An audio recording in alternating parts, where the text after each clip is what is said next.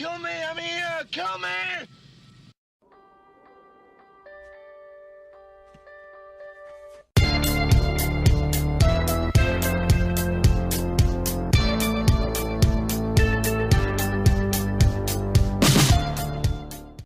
Are you an MMA fan?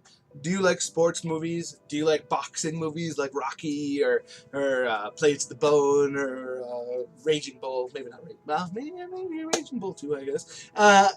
Anyways, if you like sports movies, if you like competition movies, if you like that adrenaline, you need to see the 2011 movie Warrior. Hey, this is Matthew Movies with my review of the film that I'm a huge fan of. It stars probably my favorite actor going today, Tom Hardy, and also Joel Edgerton, an actor who I think is wildly underrated and deserves way more roles, deserves to be a star.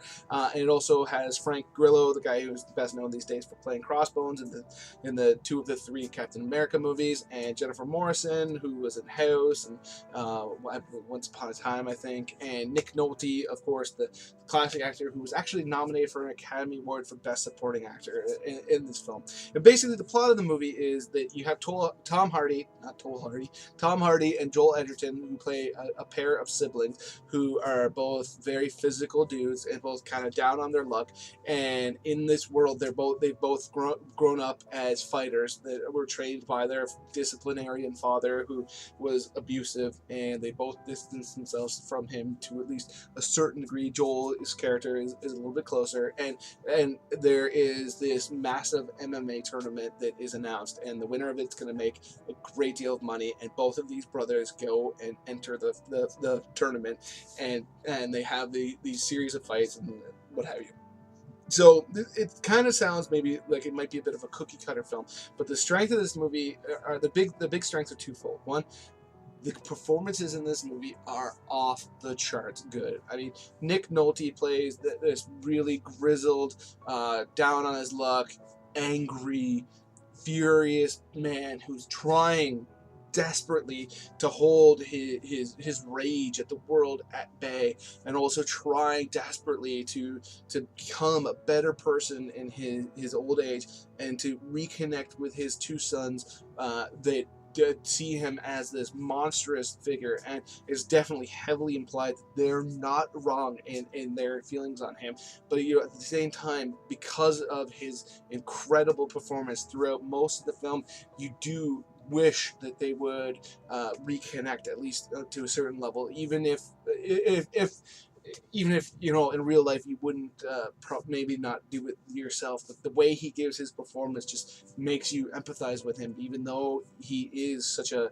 demonstrably awful person, at least on certain levels. Then you have Tom Hardy, who plays this very stoic and quiet and competitive and intense character who is not much for words in this movie, and he's very gruff and he's very brief, and he ends up actually taking on his father as his coach. And like when he comes together with him, he makes it abundantly clear that if he wants to come and coach him, he'll allow that, but that doesn't mean that they're close. And all this, a lot like that, all takes place very early in this movie, so it's not a major spoiler by any stretch of the imagination.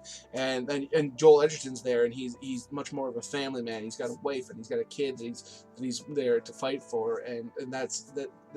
All three of them have very diverse reasons to be there, but also are kind of their stories are very much intermingled. And then the other major strength of this movie is the actual physicality. When Tom Hardy gets in, it gets in the octagon and fights, it is insane. Like it looks so legitimate, and he looks so fierce, and he got himself absolutely ripped for this movie, but he also doesn't look like ridiculously big. Like this movie came out before he played Bane in The Dark Knight, and Dark Knight Rises, I should say, and you can definitely tell that he was already putting on a lot of weight, and that this movie was a perfect project to work on before that, because it definitely worked for him perfectly for this role, that he was so muscular, but at the same time wasn't anywhere close to as big as he ended up becoming as Bane. So he doesn't. It works for the physicality of the film, because if he was too jacked, it would have been unbelievable that he would be able to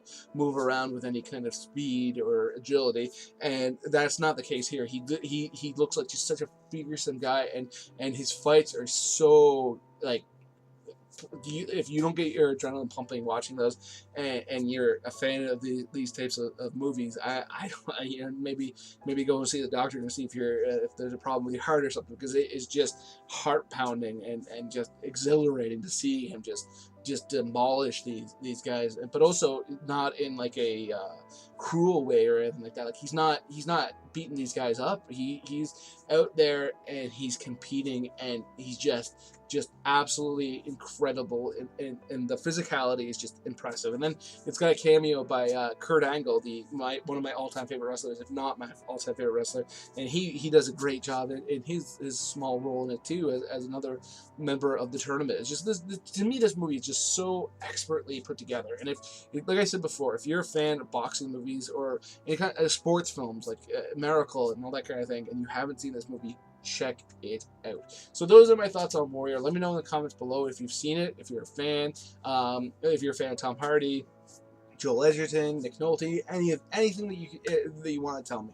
Please hit that like button. It does awesome things for my channel. It makes it much more likely that people would find out about my videos that may not otherwise through the recommended section. And please hit that notification bell and that subscribe button if you are new to my channel. I love talking to you guys about movies, and if you're new here and you do that, and that means you come back and watch more of my stuff and join in the conversation in the comments, that would mean the world to me. Other than that, have yourself a great day.